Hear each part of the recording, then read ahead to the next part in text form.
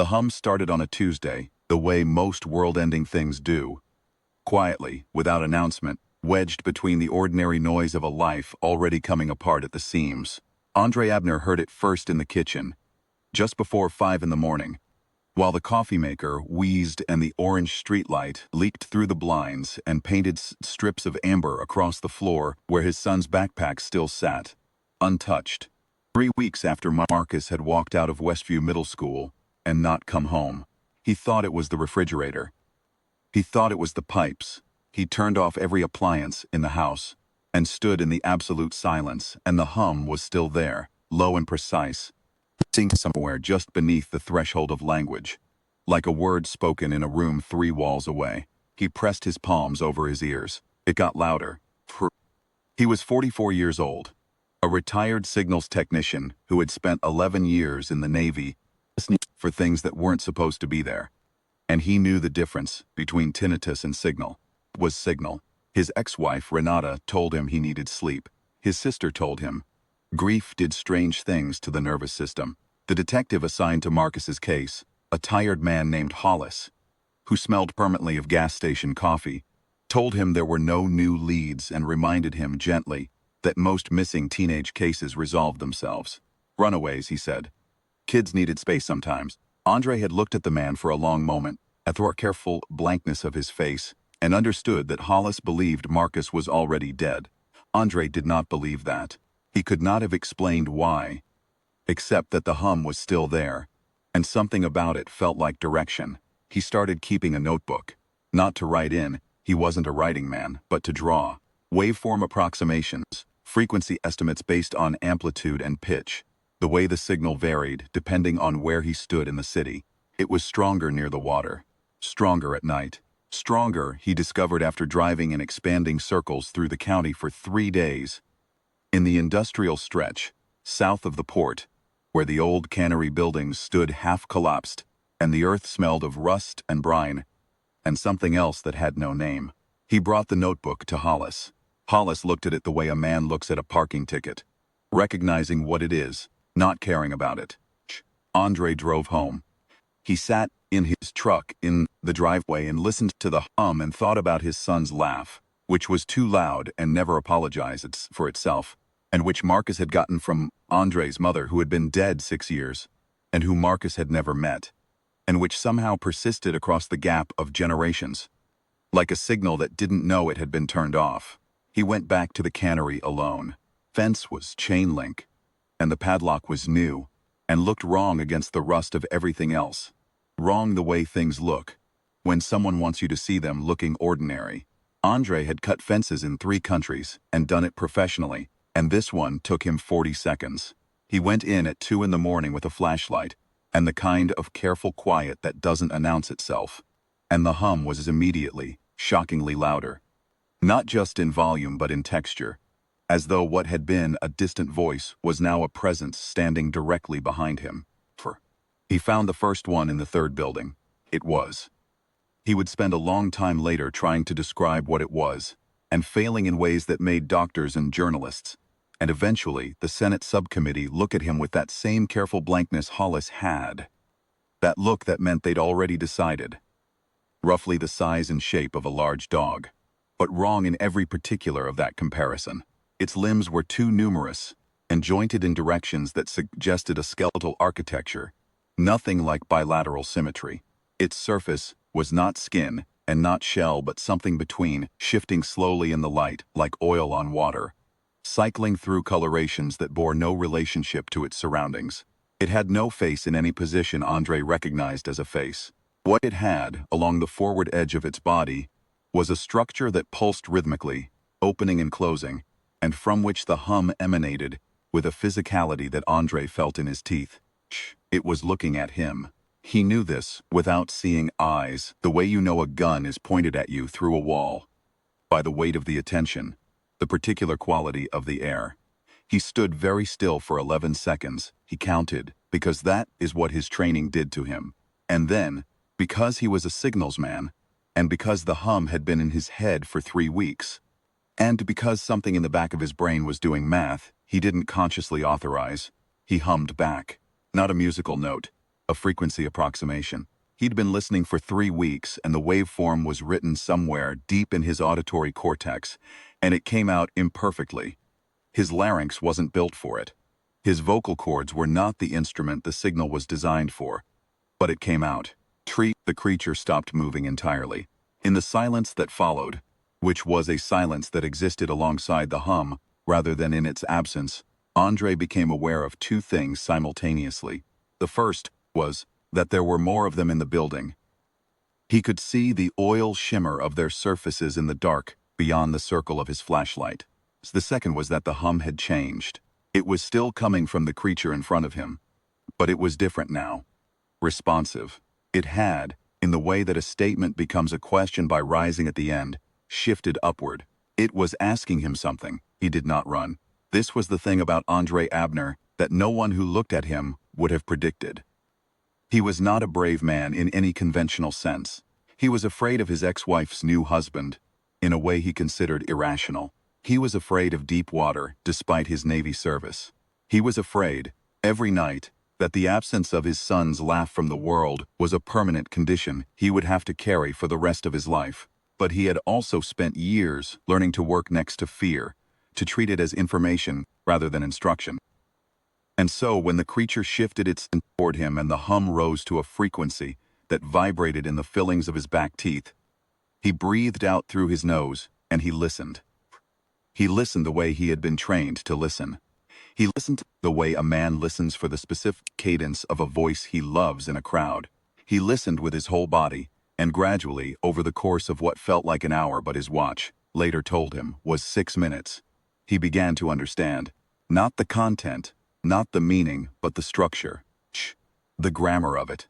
The way the signal organized itself into units that repeated and varied, and responded to variation in a way that was unmistakably language. They had been here for a long time. This was the thing that kept him up afterward, when he tried to reconstruct it.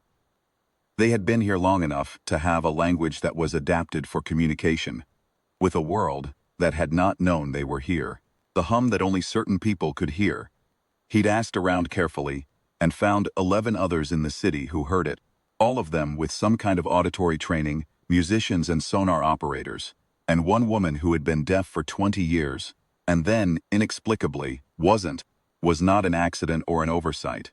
It was a door, left open deliberately. The creatures had been looking for the frequency that human biology could approximate, and they'd been broadcasting it, waiting. For what? He didn't know yet. He came back the next night, and the night after that. He stopped sleeping in any conventional sense. He sat in the cannery, and he listened. And he replied with the crude vowels of a vocal architecture that was never built for this language, and gradually, painfully, something began to pass between them. Not words, not yet, but shapes, intentions. Creature. He had started thinking of it as the one nearest the door. A useless locational designation, but the only one he had. Began to understand that he was asking a question. It took him 4 nights to communicate what the question was. Have you seen a boy? He drew Marcus in his notebook. He held up the notebook. He knew this was ridiculous as an interspecies communication strategy, and he did it anyway because he didn't have another strategy. He hummed the question shape, and he held up the drawing of his son, and the creature regarded it for a very long time, its surface cycling through colorations. He was beginning to tentatively assign emotional valences to, and then it hummed something that was not an answer to the question he had asked, but was, he was increasingly certain, an answer to a larger question he hadn't known he was asking. He worked it out over 2 more nights. The answer was, we know where the boy is. We know where many of your lost ones are. And we cannot retrieve them without help from something that breathes. He sat with this for a long time. There were things he didn't understand, and things he was beginning to understand, and things he understood completely that he didn't know how to act on. The creatures had not taken Marcus. This was the first thing he needed to be sure of, and he was, eventually sure of it, with the particular confidence of a man who has listened carefully enough to read the syntax of a statement, and not just its surface. Creatures were. Searchers was the closest word he had. Scouts. They had been mapping something for a very long time, something that moved through the physical architecture of the city. in patterns that left certain places dark. And what moved in those dark places had taken Marcus and the others, had been taking children and young people from cities along the waterfront for years. And the creatures had been building a picture of it and waiting for a human who could hear well enough to be useful. Andre thought about this. He thought about Marcus's laugh. He thought about the Detective Hollis and his gas station coffee and his careful blankness. He thought about 11 years of listening for things that weren't supposed to be there, about the patience of it, about the way real signals revealed themselves slowly to people who knew how to wait. He thought, all right, tell me where. The old rail yard was 2 miles inland from the cannery, and it had been decommissioned for 20 years. And the thing that lived in it was not the creature Andre had been expecting, based on his preliminary assumption that there was one kind of thing wrong with the world. It was older than the creatures at the cannery, in the same way a parasite is older than its host. Precursive, adapted, occupying an ecological niche that had existed before the creatures arrived and would exist after. It did not hum, it did not communicate. It operated on a frequency that was below an outside language, a register of pure appetite. And when Andre stood at the rail yard fence at 3 in the morning and felt the weight of its attention move across him, he understood immediately why the creatures hadn't simply gone in themselves. They were not afraid. He did not think they were capable of fear in any sense he recognized, but they were specific. Their biology, their architecture, operated on particular frequencies, and this thing fed on frequencies. They would go in, and it would eat them the way a black hole eats light. Without malice, without awareness, because that is simply what it does. What it apparently could not do. This was the thing the creatures had spent months establishing. The reason they had left the door open and waited and broadcast the hum into the auditory range of beings whose biology it could not fully reach was eat silence. Andre drove home. He sat in his kitchen. He turned off every appliance. He sat in the dark and the quiet with his son's backpack on the floor by the door, and he thought about the nature of silence, about how silence is not the absence of sound, but the presence of a particular kind of attention. He had learned this in the Navy. Real quiet was a discipline. It was something you did actively, with your whole body, your whole nervous system, trained away from signal and toward the neutral state that meant nothing for the listening equipment to find, nothing to lock onto, nothing to feed. He thought about 11 others in the city who could hear the hum.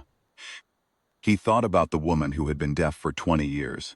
He thought about what it meant that the creatures had not chosen soldiers or scientists, or anyone with institutional authority, but had specifically, deliberately, sought out people who knew how to listen. He called the woman whose name was Yolanda Chen, and who had gotten her hearing back 8 months ago and had been told by 3 neurologists that spontaneous auditory recovery of that completeness didn't happen.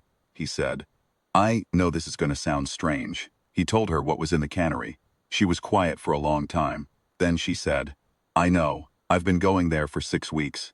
And she said, how many others have you found? They gathered on a Friday. 11 people in a parking lot behind a shuttered grocery store, a retired sonar operator, 2 musicians, a sound engineer, an audiologist, Yolanda, 4 others. Andre had reached through careful, indirect conversations, and a 15-year-old kid named Priya Mehta, whose mother was one of the disappeared, and who had found the cannery on her own 3 months ago, and who looked at Andre with eyes that had been doing math for 3 months and said, You're slower than I thought you'd be. Andre looked at her. He thought about his son. He said, Yeah, I am. He explained what he knew and what he'd worked out. Yolanda filled in the gaps he'd missed.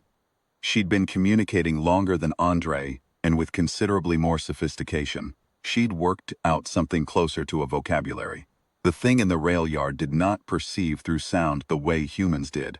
It perceived through resonance, through the vibration of living tissue. At the frequencies, its appetite had catalogued over what might have been centuries. It had learned the frequency of human biology, the way a lock learns the shape of a key. You could not muffle it or block it, could only alter it. Become, for the duration of the time you needed to be inside its range, something that resonated at a frequency it hadn't catalogued.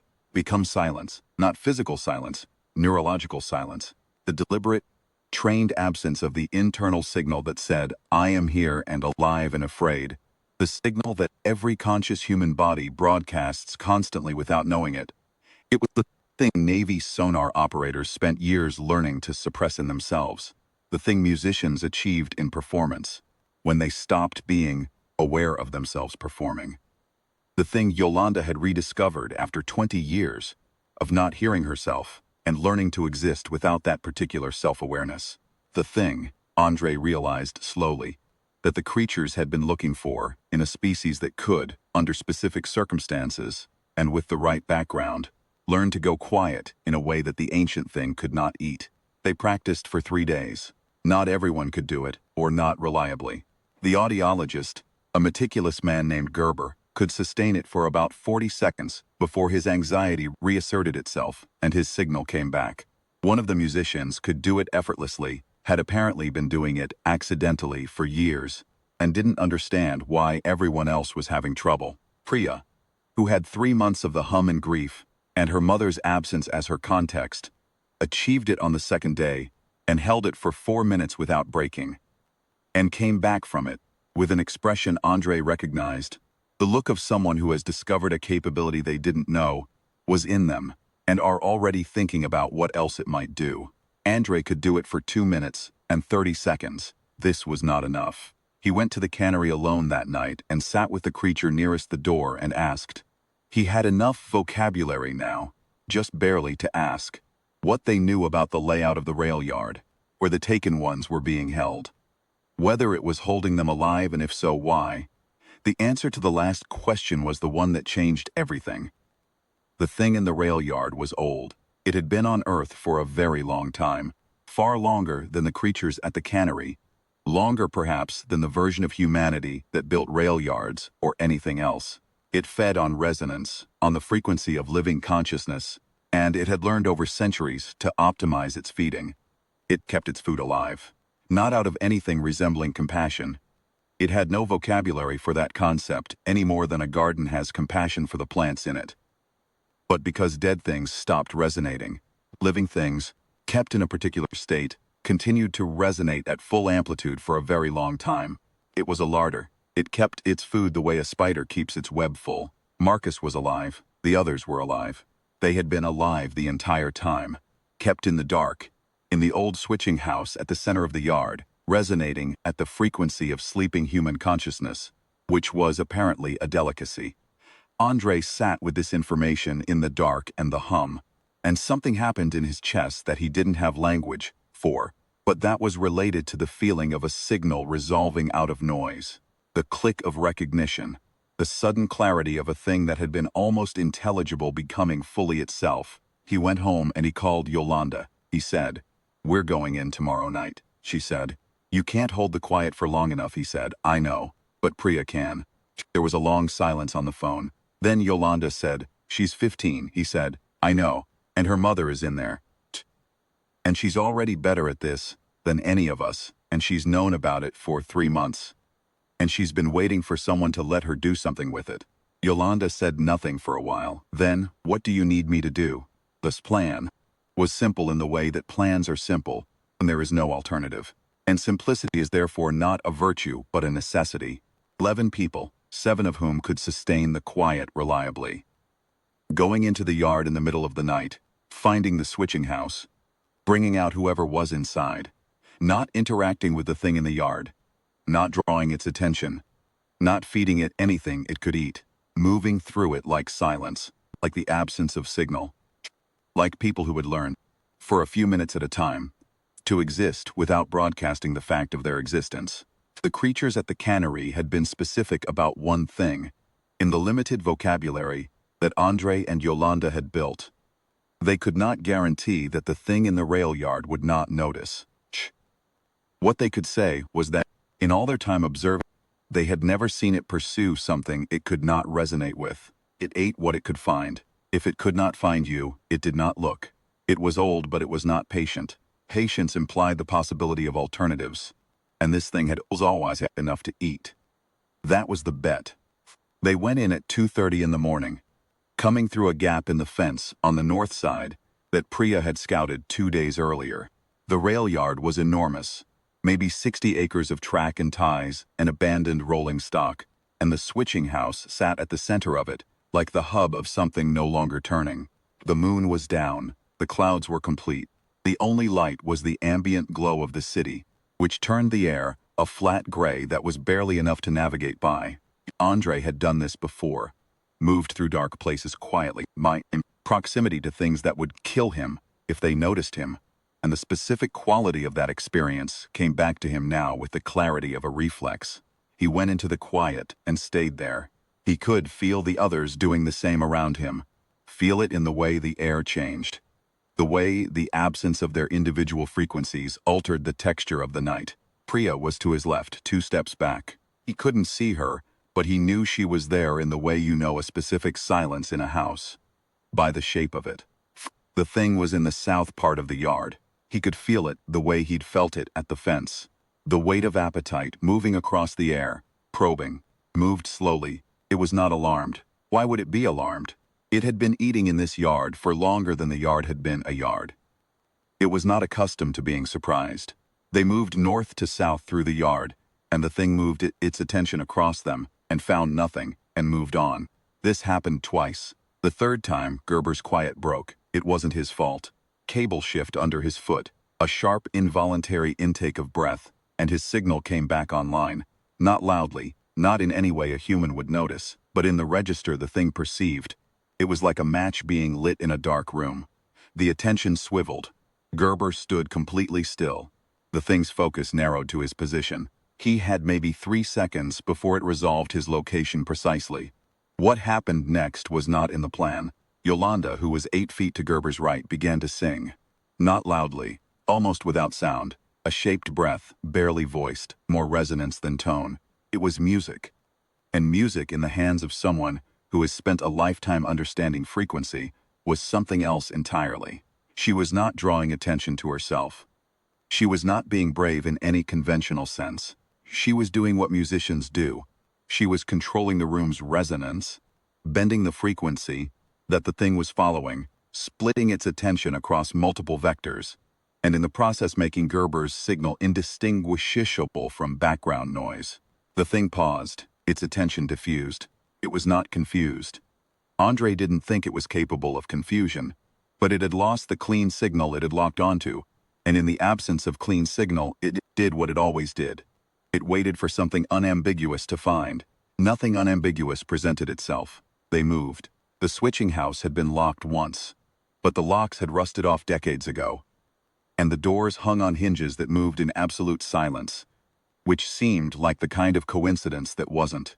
Inside, in the dark, in the smell of rust and old oil, and something else that was warm and organic and that Andre's body recognized before his brain did, they found them. Teen people, laid out on the floor of the switching house in rows, not bound, not caged, held by nothing physical. Held by the thing's frequency, by the resonance it maintained in them like a sustained note, keeping them from in the slow dreaming state that gave off the particular quality of signal it fed on. They were breathing. They were warm. They were, as far as Andre's hands could tell, in the dark, uninjured. Marcus was in the 3rd row. His face, in Andre's flashlight, looked exactly the way it looked when he was 8 years old and asleep, which was the age at which Andre most clearly remembered him, which was the age Marcus had been when Andre had last been stationed overseas, and which represented, in the private accounting of his failures as a father, the last year he had done it right. His son's chest rose and fell. His son's hand, when Andre took it, was warm. Andre did not allow himself to feel this. Not yet. He converted it to information, the way his training had always told him to convert things that might compromise his function. Marcus was alive. Marcus was present. Marcus needed to be carried out of here. These were facts that required action, and the action was available to him, and the feeling was real, and he would have it later. All of it, in a kitchen somewhere with bad coffee and sunrise coming in through the blinds. He picked up his son. Getting out was harder than going in. Teen unconscious people distributed among 11 carriers, moving through 60 acres of dark in the attention range of something ancient and hungry, maintaining the quiet under physical load that strained every fiber of the concentration required to keep it. Gerber held his quiet this time, through visible effort, his face a mask of concentration that Andre respected enormously. The musician moved like she was sleepwalking, effortless and completely elsewhere. Priya carried a woman Andre didn't recognize, a woman who had the same jaw Priya did, carrying her out with an economy of motion that had no room in it for anything except the task. It moved its attention across them twice more. Both times it found nothing. They came through the fence at 4:17 in the morning. They laid the 14 people down on the gravel of an empty lot north of the yard, and then several of them sat down too. Not because they were injured, but because the quiet requires a return, requires the deliberate readmission of the signal you've been suppressing, and that return is. Andre would describe it later as being like breathing out after holding your breath for an hour, a relief so complete it was briefly indistinguishable from collapse. Priya did not sit down. She knelt next to her mother and held her hand and waited.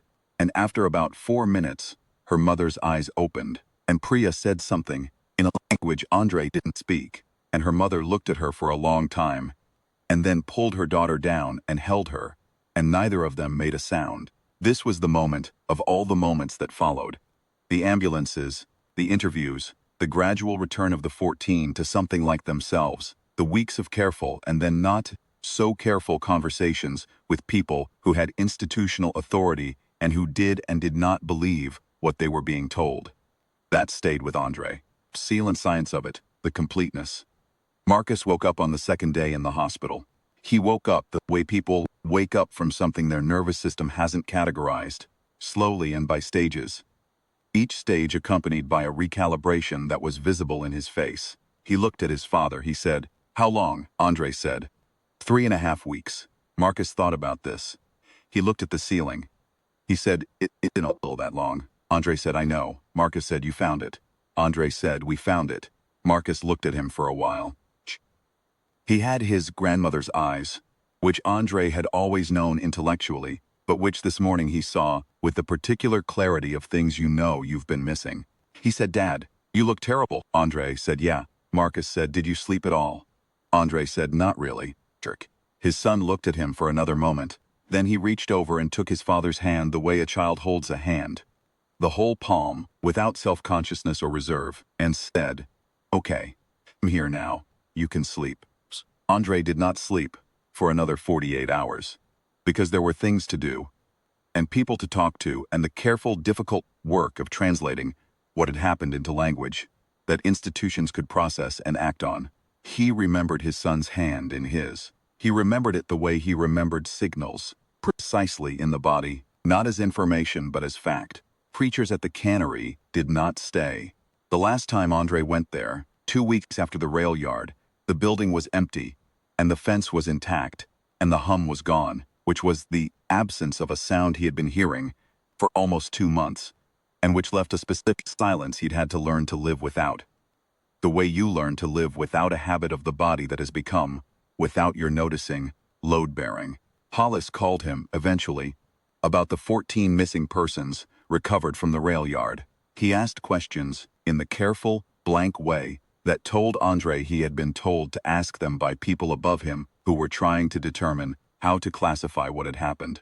Andre answered as clearly as he could. He said, "There were things in the yard, old things. They kept people to feed on. We went and got them out." Hollis wrote this down. He said, "What kind of things?" Andre said, "The kind that are gone now." Hollis looked at his notes for a while and then said, "All right." And that was the last time either of them spoke of it. The woman whose hearing had returned, Yolanda, published a paper 18 months later in an acoustic neurology journal, describing a category of sound-mediated trauma response and its relationship to spontaneous auditory recovery. The paper was dense and technical and careful, and said nothing that would not be believed, and said, in the spaces between what it said, everything that mattered. Andre kept the notebook, the waveform drawings, the frequency estimates, the drawing of Marcus that he had held up in a dark building, and that had been, in some sense, he still didn't fully understand, the thing that had made the door open. He kept it on the kitchen counter next to the coffee maker. He didn't know what to do with it. He didn't think he needed to do anything with it. Marcus came home on a Thursday. He dropped his backpack by the door, which was where it had been for 2 months, and he said, "Is there coffee?" Said, "It's terrible coffee." Marcus said, "That's fine." And they sat at the kitchen table with bad coffee, and the morning coming in through the blinds, and the notebook between them, and the particular silence of people who have been through something together that doesn't have conventional language yet, and were content, for the moment, with that. There are sounds only certain people can hear. Andre Abner was not, in the end, exceptional. He was not the bravest man in that rail yard, or the most capable, or the one with the clearest gift for the quiet. He was a man who had been trained to listen, and who had not stopped listening when listenings got strange, who had not filled the silence of his son's absence with the easier explanations, and had therefore been available for the harder one. He had, when the door opened, walked through it. This is not a small thing. It is, in fact, the thing. The universe does not owe a species anything on account of its complexity, or its ambition, or the particular eloquence of its art. What it offers, sometimes in specific frequencies, to the ones who have learned to stay quiet long enough to hear it, is a door, left open, broadcasting. The ones who hear it and don't walk through it are the rule. The ones who do are the reason the rest of us are still here. Marcus Abner grew up to work in acoustic research. He never talked publicly about what happened in the rail yard, and he never stopped hearing, in the very low register, something that other people told him wasn't there. He considered this a gift. He worked for years on what he called perceptual edge cases, the frequencies that lived at the margin of human biology, the sounds that most people's nervous systems edited out as noise. He published papers that were careful and technical and said, in the spaces between what they said, something that the people who needed to hear it could find. He kept his father's notebook in his office. Visitors sometimes asked about the waveform drawings, the strange frequency notations, the pencil portrait of a boy on one of the middle pages. He never explained it fully. He would say, "My dad drew that." He had a pretty good ear, and he would let that be enough.